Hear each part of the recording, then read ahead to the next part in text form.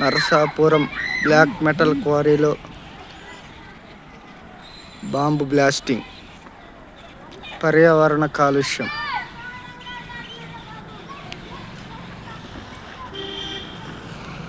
ఎటువంటి హెచ్చరిక లేకుండా బాంబు బ్లాస్టింగ్.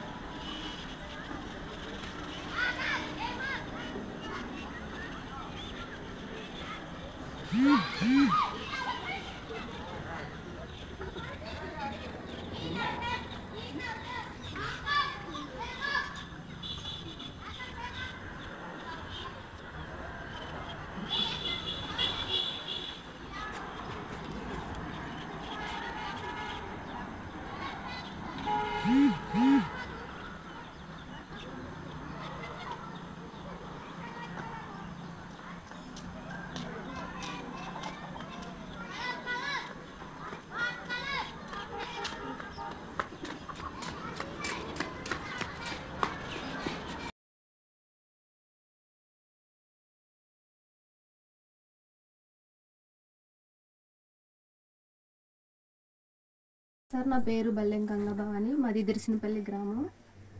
అయితే మాకు ఇక్కడ పక్కనే క్వారీ ఉందండి. ఆ క్వారీ వల్ల మాకు అది బ్లాస్టింగ్ జరిగినప్పుడల్లా మాకు ఈ గోడలు అనేవి పగులుతున్నవి.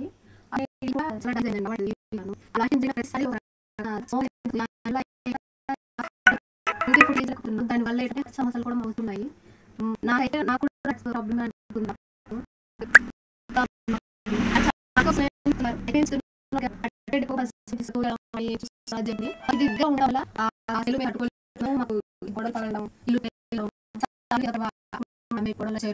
అయితే మేము ఎంతమంది చెప్పినా ఎవరు పట్టించుకోవట్లేదు. సో మీ ద్వారా అధికారులు సార్ అనేసి నేను కోరుకుంటున్నాను.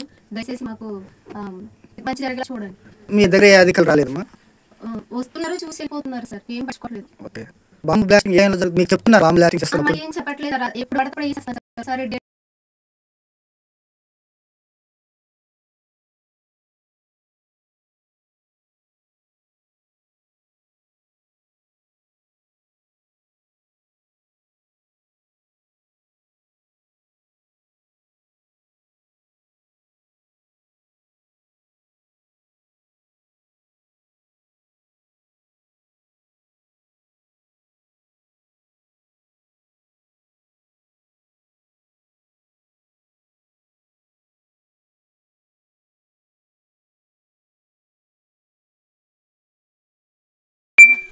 ఏం పేరు?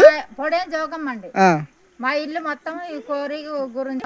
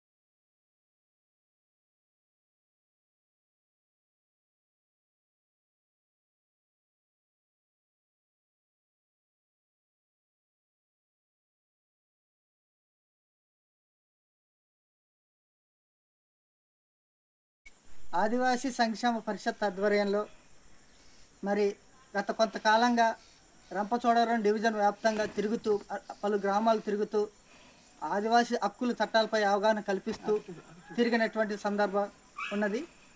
ఇందులో భాగంగా మరి ఈ వారం మొత్తం కూడా బిర్సా ముండా 150 జయంతి పురస్కరించుకొని పలు గ్రామాల్లో కూడా ఆదివాసుల్ని చైతన్యపరచడం జరిగింది. అందులో భాగంగా ఈరోజు రంపచోడవరం మండలం దర్శనపల్లి గ్రామంలో కూడా ఆదివాసీ సంక్షేమ పరిషత్ ఆధ్వర్యంలో ఇక్కడికి వచ్చి బిర్సా ముండా యొక్క వారట స్ఫూర్తిని ఈ గ్రామంలో ఉన్నటువంటి ప్రజలకి తెలియజేయటం అనేది జరిగింది.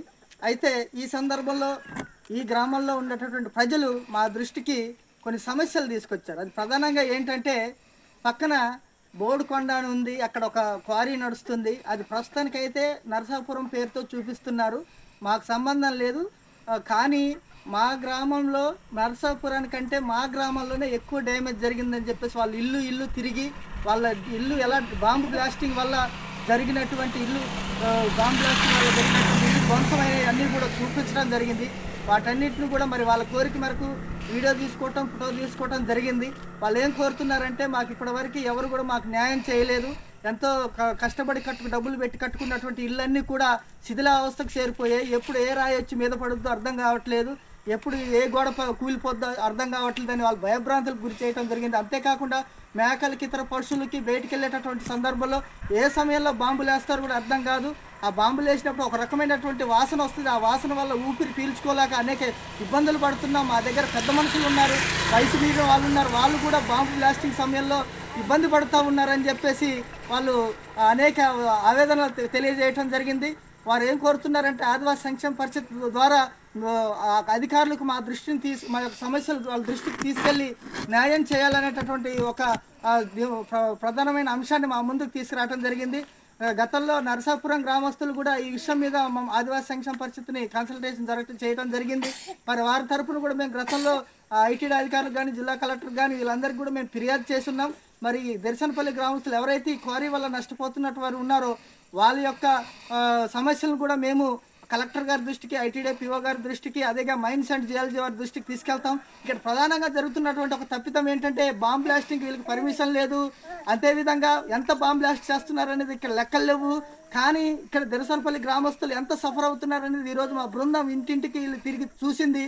అయితే ఇక్కడ వీళ్ళు ఏమంటున్నారంటే మేము ఎవరికి చెప్పినా పట్టించుకోవట్లేదు, మా దాంట్లో కూడా కొంతమంది ఇట్టట్టు ఉండటం వల్ల మేము ఎవరిని అడగలేకపోతున్నాం, కనీసం నష్టపోయే వాళ్ళు మాకైనా న్యాయం జరగాలి అనేటటువంటి ఉద్దేశంతో వాళ్ళు మా దృష్టికి తీసుకురావడం జరిగింది. కాబట్టి మేము ప్రభుత్వాన్ని డిమాండ్ చేసేది ఏంటంటే గ్రామాభివృద్ధికి కానీ గ్రామానికి నష్టపరిచేటటువంటి ఈ క్వారీలు ఎందుకు నడిపిస్తున్నారు, ప్రభుత్వాలు ఎవరి వాటాల కోసం ఎవరి కమిషన్ల కోసం నడిపిస్తున్నారని చెప్పేసి మేము అడుగుతూ ఉన్నాం.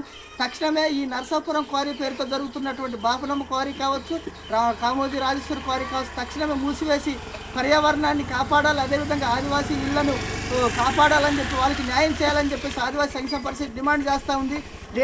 దీని మీద ప్రజల పక్షాన్ని మేము న్యాయ పోరాటం చేయడానికైనా సిద్ధంగా ఉన్నాం. జై ఆదివాసీ, మూసివేయాలి క్వారీని వెంటనే, మూసివేయాలి క్వారీని వెంటనే, న్యాయం చేయాలి, న్యాయం చేయాలి.